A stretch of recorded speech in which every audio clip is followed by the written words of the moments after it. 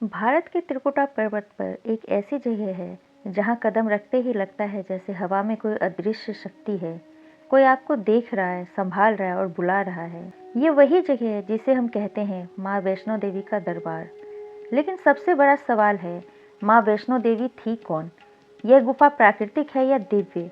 और क्यों करोड़ों लोग कहते हैं कि माँ बुलाती है तभी बुलावा आता है? आज आप सिर्फ एक कहानी नहीं सुनेंगे, आप एक यात्रा पर चलेंगे जहां इतिहास, रहस्य, तथ्य और चमत्कार सब एक साथ खुलने वाले हैं। वैष्णो देवी कौन थी? वैष्णो देवी का जन्म कैसे हुआ? वैष्णो देवी का जन्म कैसे हुआ? इस पर जितनी कथाएं हैं उतनी ही अद्भुत रहस्य भी। सबसे प्रचलित और प्राथमिक मान्यता कहती है कि त्रिदेवी यानी महाकाली, महालक्ष्मी और महासरस्वती, इन तीनों शक्तियों ने मिलकर एक दिव्य ऊर्जा का निर्माण किया। यह ऊर्जा मानव रूप में जन्मी और नाम पड़ा त्रिकुटा। लेकिन ये कोई साधारण जन्म नहीं था। कहानी कहती है कि त्रिकुटा जन्म से ही अलग थी। न दूध की भूख, न बच्चों जैसा कोई व्यवहार, केवल ध्यान, योग और तपस्या। इतिहासकारों और पुराण विशेषज्ञों के अनुसार उनका जन्म करीब 5वीं से 6वीं शताब्दी के आसपास माना जाता है। उन्हें वैष्णवी कहा गया क्योंकि वे भगवान विष्णु की परम भक्त थी। उनका उद्देश्य था मानवों को धर्म, साहस और संयम का मार्ग दिखाना। कुछ शोधकर्ताओं का मानना है कि त्रिकुटा नाम असल में त्रिकुटा पर्वत के 3 शीर्षों से जुड़ा है, जहां आज उनका मंदिर स्थित है। त्रिकुटा ने कम उम्र में संकल्प लिया, मैं पूरी दुनिया की सेवा करूंगी और तपस्या में जीवन समर्पित करूंगी। उनकी तपस्या इतनी प्रचंड थी कि स्थानीय लोग कहने लगे, ये कोई मानव नहीं, ये शक्ति का अवतार है। भैरव कथा, लेकिन असली तथ्य क्या कहते हैं? कहानी तो आपने सुनी ही होगी, भैरवनाथ ने उनका पीछा किया, लेकिन यहाँ एक कम ज्ञात तथ्य है। इतिहासकार बताते हैं कि भैरव असल में कोई राक्षस नहीं था, वह एक महान तांत्रिक था और त्रिकुटा की शक्ति को पहचान कर उनके तप को परखना चाहता था। बरसों तक पीछा करने के बाद त्रिकुटा पर्वत की गुफा में उनका धार्मिक सामना हुआ।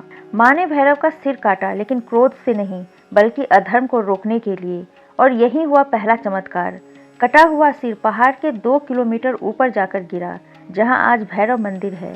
ऐसे चमत्कार किसी कहानी का हिस्सा नहीं, ये तीर्थ यात्रियों द्वारा सदियों से बताई जाती जीवंत कथाएं हैं।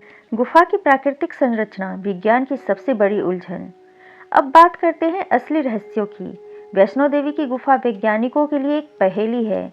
कई बार जियोलॉजिकल सर्वे हुआ, लेकिन आज तक कोई नहीं बता पाया कि गुफा की उम्र कितनी है, 3 पिंडियां कैसे प्राकृतिक रूप से बनी, अंदर का तापमान हमेशा एक जैसा क्यों रहता है। अब ध्यान दीजिए, 3 पिंडियां। गुफा में कोई प्रतिमा नहीं है, न मनुष्य द्वारा बनाई गई कोई मूर्ति, सिर्फ 3 पत्थर। लेकिन वैज्ञानिकों के अनुसार इसमें सरफेस एक्टिविटीज जीवित चट्टानों जैसी दिखाई देती है, जैसे उनमें हल्की ऊर्जा हो। इसे जियोलॉजिस्ट जियोबायोलॉजिकल एनोमली कहते हैं, लेकिन कोई ठोस जवाब नहीं दे पाया।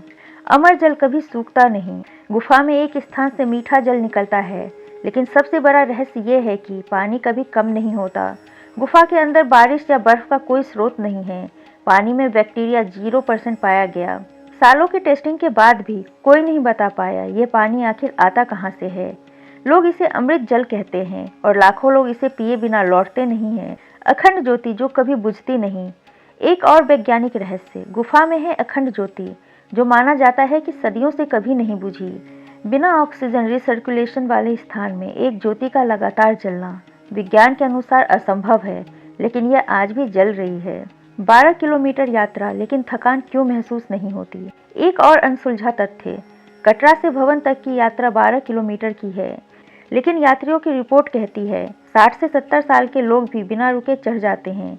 शरीर अचानक हल्का महसूस होने लगता है, जैसे कोई अदृश्य शक्ति आपको सहारा दे रही हो। इसे स्पिरिचुअल एड्रेनलिन कहा जाता है, लेकिन इसका वैज्ञानिक प्रूफ अभी तक नहीं मिला।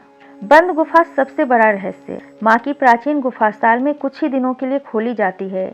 इसमें प्रवेश करने वाले साधु कहते हैं कि वहाँ हवा अलग है, दीवारें जैसे ऊर्जा दे रही हो, और गुफा में एक अजीब कंपन महसूस होता है। कुछ जगहों पर तो मोबाइल सिग्नल्स भी गायब हो जाते हैं, जैसे कोई अदृश्य इलेक्ट्रोमैग्नेटिकल फील्ड हो।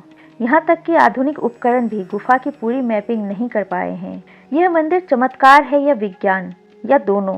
वैष्णो देवी का दरबार वो जगह है जहाँ विज्ञान के तथ्य खत्म होते ही आस्था शुरू होती है। यह केवल एक मंदिर नहीं, एक ऊर्जा है, एक अनुभूति है, एक ऐसा स्थान जहां हर इंसान खुद को माँ की गोद में महसूस करता है। कहते हैं कि यहाँ आने वाला कभी खाली हाथ नहीं लौटता, क्योंकि माँ केवल मनोकामना ही पूरी नहीं करती, वो इंसान को साहस, धैर्य और नई उम्मीद दे देती है। अगर इस यात्रा में आपको एक पल के लिए भी ऐसा लगा कि आपने किसी अदृश्य शक्ति को महसूस किया, तो इस वीडियो को लाइक कीजिए, शेयर कीजिए और कमेंट में लिखिए जय माता।